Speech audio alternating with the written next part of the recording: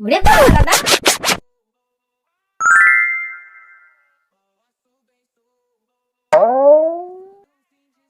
ওরে বাবা দাদা, তোকে তো হেব্বি লাগছে রে। তো বাইরে কোথায় যাচ্ছিস নাকি?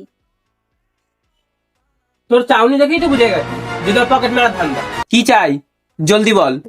আরে না রে, তুই যখন যাচ্ছিস তাহলে আমার জন্য একটা পিৎজা আর একটা বড় চকলেটের প্যাকেট নিয়ে আস।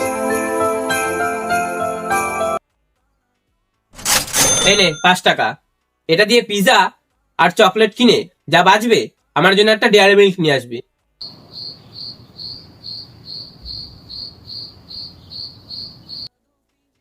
5 টাকা দিয়ে পিৎজা, চকলেট আর তোমার জন্য ডেয়ারি মিল্ক।